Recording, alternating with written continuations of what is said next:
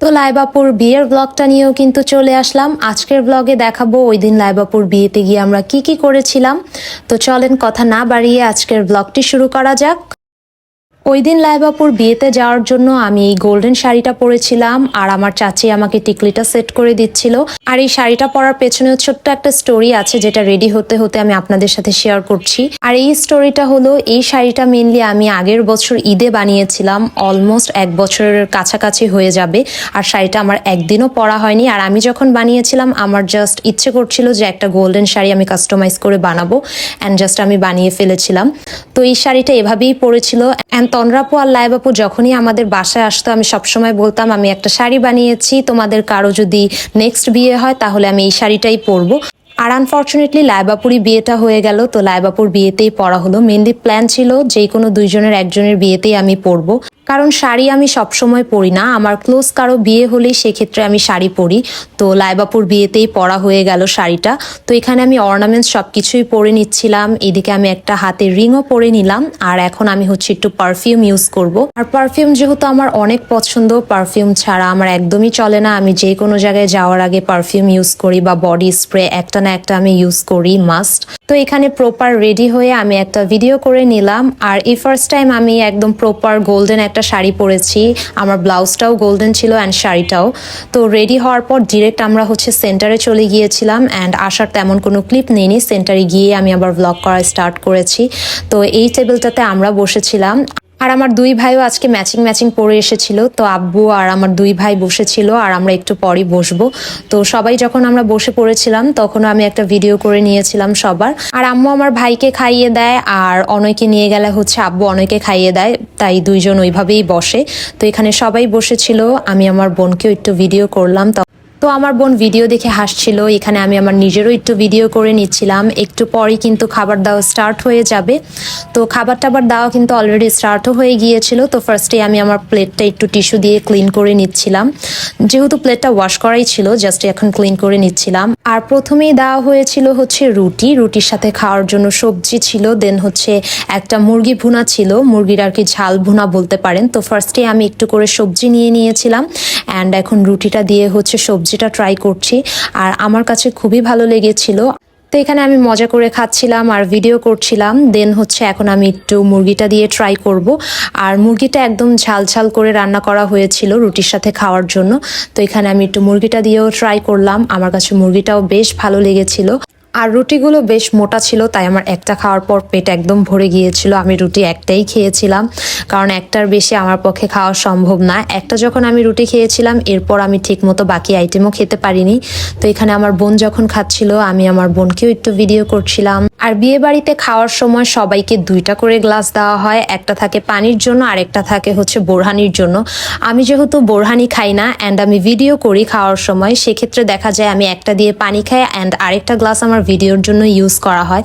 কারণ বিয়ে বাড়িতে খেতে গেলে আমি গ্লাসের সামনে ফোন রেখে দেন ভিডিওটা করি, যেহেতু আর কোনো স্কোপ নেই ফোন রেখে ভিডিও করার মতো, তাই আমি সবসময় আরেকটা গ্লাস দিয়ে ভিডিওই করি। আমার ভিডিওর কাজেই আরেকটা গ্লাস লেগে যায়। তো রুটি খাওয়া শেষে এখানে আমি একটু পানি খেয়ে নিচ্ছিলাম। আর আমার রুটিটা খাওয়ার পর মনে হচ্ছিল আমি আর কিছুই খেতে পারবো না। দেন এখন ওনারা সবাইকে পোলাও টোলাও বেড়ে দিচ্ছিল। তো আমি বলেছিলাম একদম অল্প করে দিতে, বাট উনি আমাকে একটু বেশি দিয়ে ফেলেছিল। দেন এখানে রোস্ট দিল পোলাওর সাথে খাওয়ার জন্য। আর রোস্টটা দেখতে কিন্তু খুবই ইয়াম্মি লাগছিল, বাট আমার পেট একদম ভরে গিয়েছিল। ওই দিন আমি আর ঠিক মতো পোলাওই খেতে পারিনি, যেহেতু আগে রুটি খেয়েছিলাম তাই। বাট খাবারের টেস্ট খুবই ভালো ছিল, আমার কাছে খুবই মজা লেগেছে, রোস্টটাও মজা হয়েছিল। অ্যান্ড আমি পোলাওটাও ঠিকভাবে শেষ করতে পারিনি, জাস্ট অল্প একটুই খেয়েছিলাম। অ্যান্ড অনেকে আছে বিয়ে বাড়িতে গেলে খাবার নষ্ট করে, বাট আমি বিয়ে বাড়িতে গেলে বাসার থেকেও কম খাবার নিই, কারণ বিয়ে বাড়িতে গেলে আমি অত ভালোভাবে খেতে পারি না, বাট আমার খেতে অতটা ভালো লাগে না, তাই আমি অল্প একটুই পরিমাণে নিই অ্যান্ড যাতে নষ্ট না হয় অতটুকুই যাতে খাওয়া শেষ হয়ে যায়। আর এখানে আমি একটু বিফটা দিয়েও ট্রাই করলাম অ্যান্ড সবগুলো খাবারই খুবই ভালো হয়েছিল ওই দিনের, আমার কাছে খুবই মজা লেগেছে খেতে। আর এখন হচ্ছে সবাই যখন খাচ্ছিল আমি সবার একটু ভিডিও করে নিচ্ছিলাম। আসলে আমার এক হাতে সবসময় ফোন থাকে, আমি সবার ভিডিওর ক্লিপ নেই, দেন নিজে যখন খাই তখন আবার আমার ফোন হচ্ছে গ্লাসের এদিকে সেট করা লাগে। তো এক হাত আমার ভিডিওর জন্যই আর কি কাজে লাগে, দেন আরেক হাত দিয়ে তো আমার খেতে হয়। তো খাওয়া দাওয়া মোটামুটি শেষের দিকে, এখন আমি পানি খেয়ে নিচ্ছিলাম আর সবার খাওয়াই মোটামুটি শেষ আমাদের। ওই দিন আমি সব কিছুই ট্রাই করেছিলাম বাট খুবই অল্প অল্প পরিমাণে খেয়েছিলাম, বাট কেন জানি ওই দিন আমার পেট খাওয়ার আগেই ভরে গিয়েছিল। যখন রুটি খেয়েছিলাম তখনই আমার পেট ভরে গিয়েছিল। আর আমরা যখন খাচ্ছিলাম তখনই তনরাপুরে চলে এসেছিল, তো তনরাপুরাও এখন খেতে বসেছিল। অ্যান্ড এখানে আমি তনরাপুদেরকে একটু ভিডিও করছিলাম। তো তনরাপু, চাচি সবাই এখন খেতে বসেছে।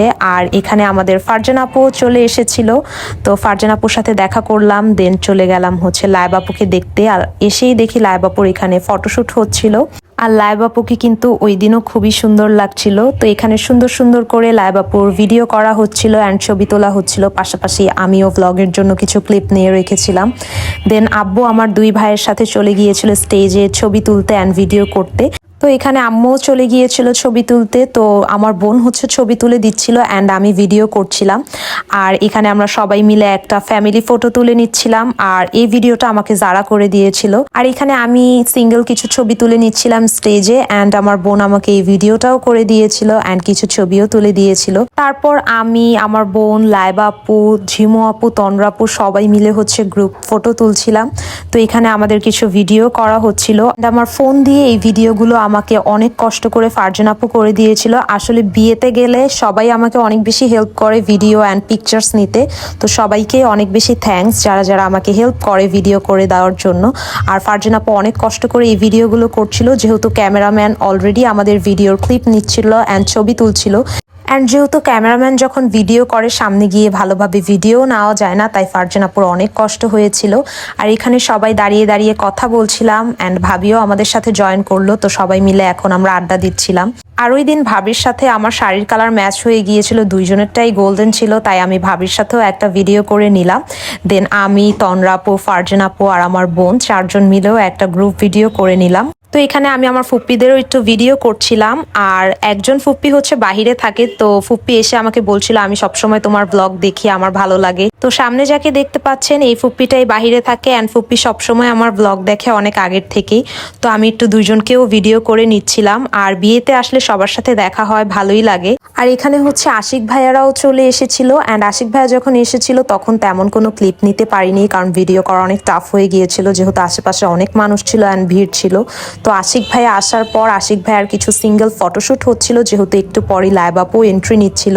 তো এখানে আমাদের বিউটিফুল ব্রাইড হচ্ছে এন্ট্রি নিচ্ছিল অ্যান্ড এন্ট্রির আমি কিছু ক্লিপ নিয়ে রেখেছিলাম, সেগুলোই ব্লগে অ্যাড করেছি।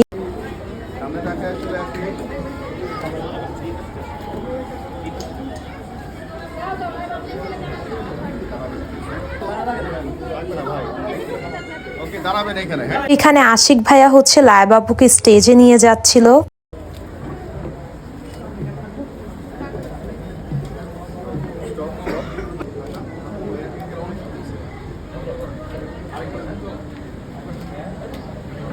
আর এখন হচ্ছে আশিক ভাইয়া আর লায়ব আপুর কিছু ফটোশুট করা হচ্ছিল অ্যান্ড ভিডিও করা হচ্ছিল, আর সাইড দিয়ে আমিও কিছু ভিডিও নিচ্ছিলাম।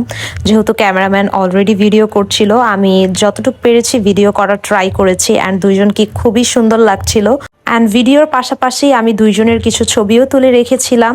আর এখানে খুব সুন্দর করে লায়ব আপু অ্যান্ড আশিক ভাইয়া পোজ দিচ্ছিল আর তাদের ভিডিও করা হচ্ছিল। আর এখন হচ্ছে বিয়ে পড়ানো হচ্ছিল, তো লায়ব আপু অ্যান্ড সবাই অনেক বেশি ইমোশনাল হয়ে গিয়েছিল এই সময়টাতে।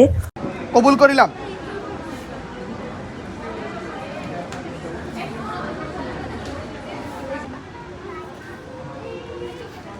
আলহামদুলিল্লাহ।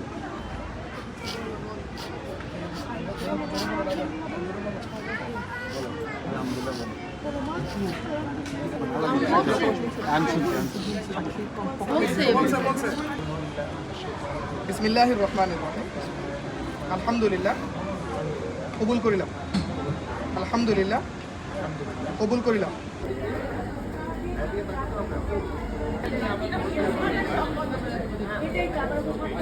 তো বিয়ে পড়ানো শেষ হয়ে গেলে এখন হচ্ছে মালা বদল করা হবে, তো এখন দুইজন দুজনকে মালা পরাবে।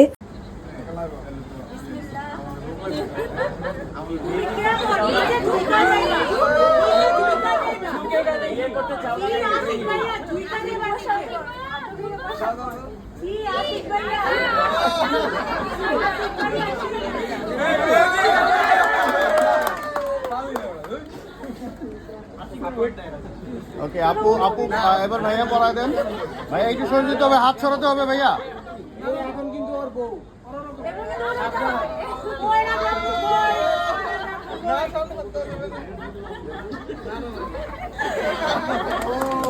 তো মালা বদল হয়ে গেলে এখন লাইবাপু আর আশিক ভাইয়ার সাথে সবাই মিলে হচ্ছে গ্রুপ ফটো নিচ্ছিল, তো সেটাই আমি একটু ভিডিও করলাম।